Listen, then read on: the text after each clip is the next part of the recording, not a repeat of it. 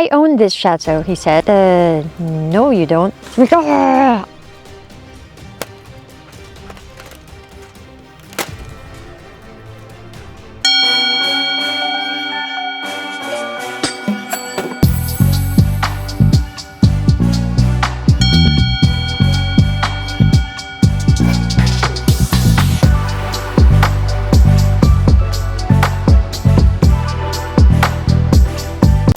Hi everybody, welcome to Château de Montcuquet.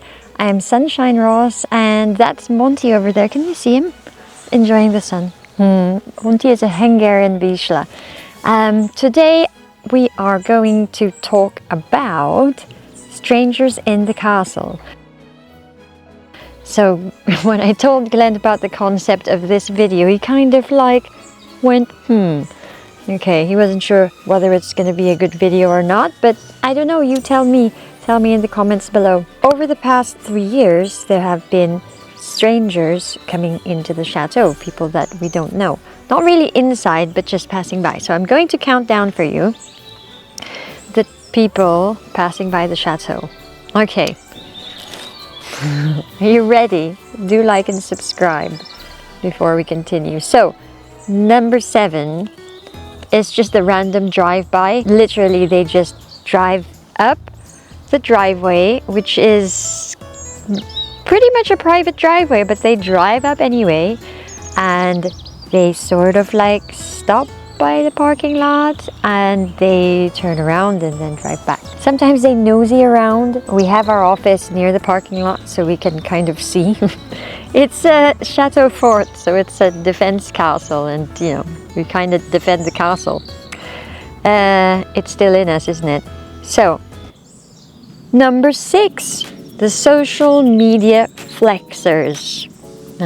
So I just learned about this word flexing, right? And then sometimes they ask permission and sometimes they don't. So basically they come and they take pictures of the chateau with them in front and maybe their cars or their motorbikes, and they post it on their social media. One time I was scrolling through TikTok, as you do, and then I thought, hang on a minute, that's my house. And it was this young man with his motorbike, and there's some music going on, but it was just a photo of him. I couldn't find the TikTok for you again. I wanted to show it on here. Okay, number 5. Are we on number 5? Number 5. This is a scary one. This is the I am the owner passerby, stranger. So maybe it was our first week here, and then someone drives up. I was doing some gardening, and then he says, oh, he named the previous owners, asked if they were around. I said no, they've gone to the retirement home.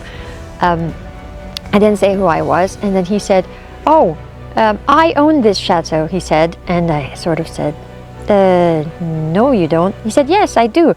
And I kind of wanted to say, no you don't, because I own the chateau. And then he started describing the chateau, like what's inside, and anyway, it was creepy. I think he was one of the distant relatives of the old owners. So, number 4, Patrick. Yeah, this is fun. So, truck comes by, kind of gnarly looking truck. Gnarly man comes out, beard, long whitish hair. So, uh-oh, what's happening here? Who's this guy? And he had a nice smile on his face, and then he introduces himself as the man who used to chop the wood in the little forest that we have, sort of taking care of the trees. And he said that he used to also live in just a house near the parking lot. There used to be a house there, he explained, and we know that he's right because we can see like the stones are still there. Excuse Jay and Glen if you can hear that sound of construction. I hope you can hear the sounds of the birds. So anyway, he says, yeah, so that's what he used to do. And I was like, oh, okay. I ended up actually showing him inside. The chateau is really a part of the community, and one of the great joys about being in the chateau is when you get to show people around, because they always say, like, we always pass by, drive by the road, we always see the castle, they've never been inside. So it's and they grew up in this area, so it's nice to sort of show them, because this is part of their community.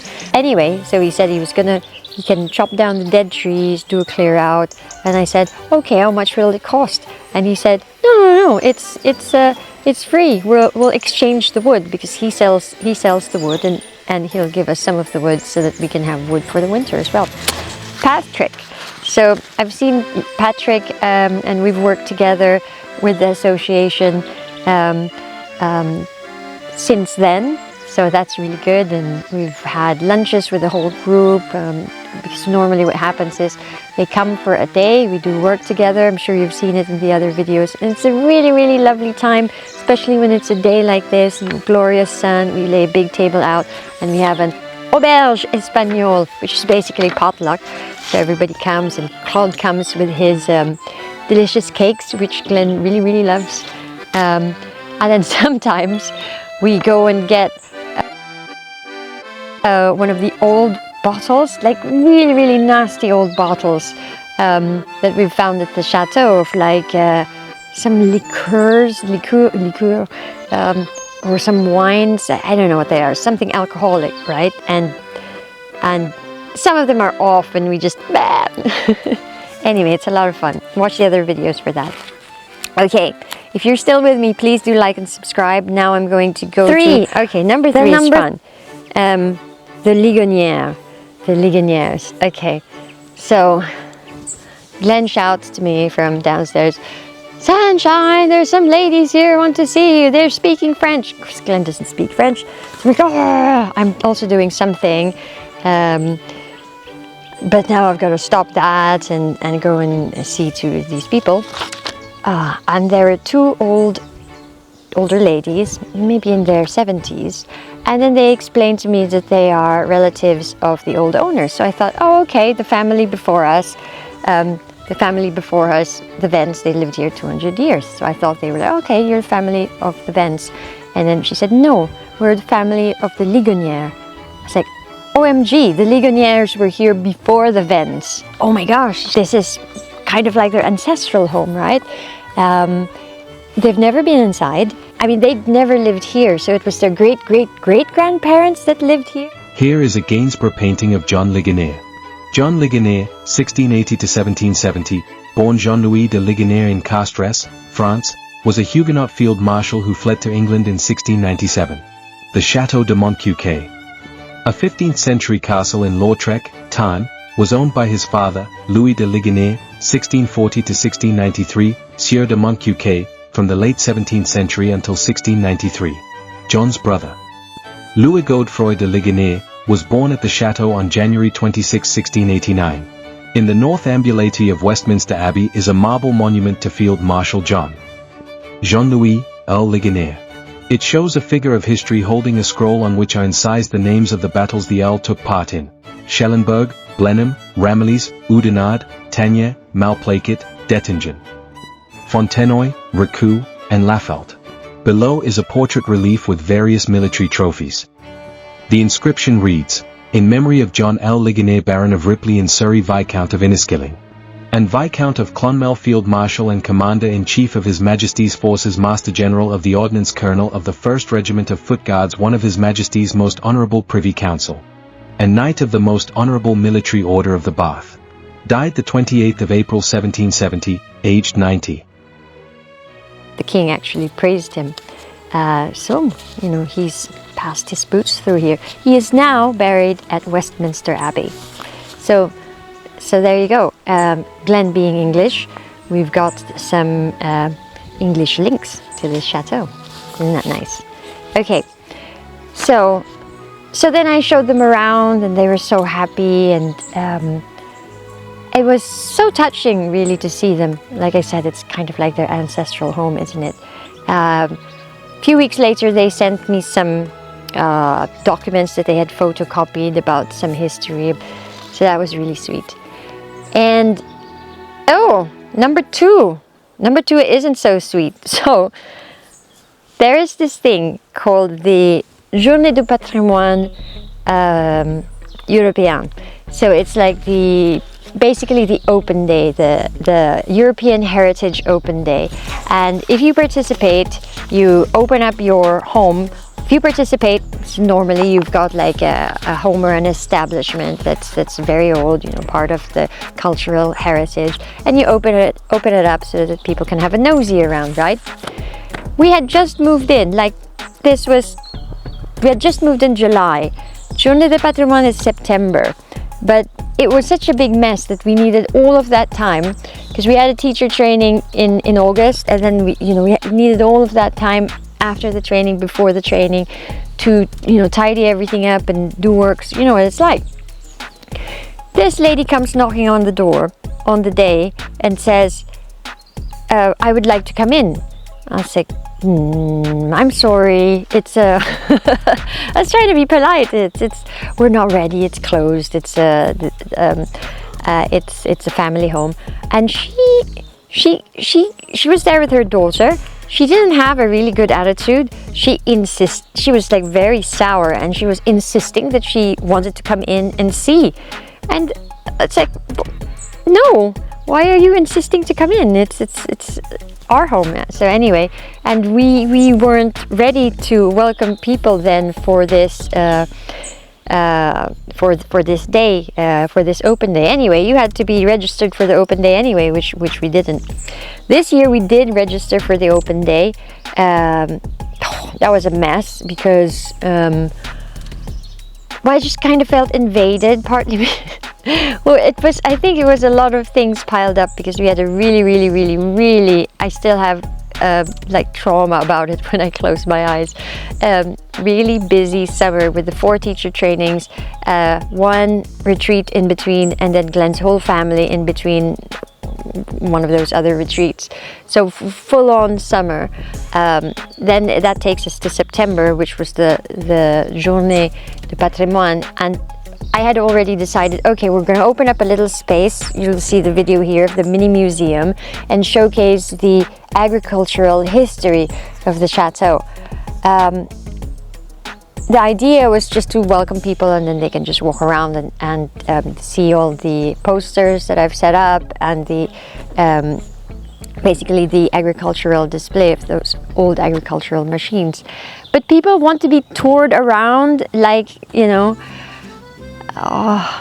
was such a good thing that Patrick Forestman, he was what, number 6 or 4. Patrick was here with Alain, so from the association, and Alain is Alain is a lovely character, and he's very theatric. So he made like this whole history of France and during that time when the chateau was built. And toured some people around, So they're very, very kind volunteers, and I'm really happy to be part of this association.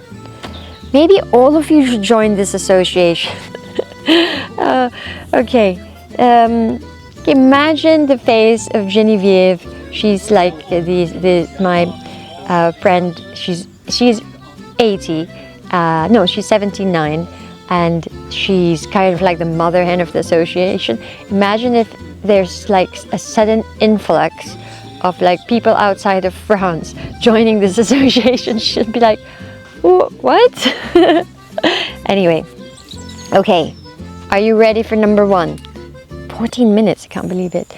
Number 1, the watercolor dudes. Dudes? Who says dudes anymore?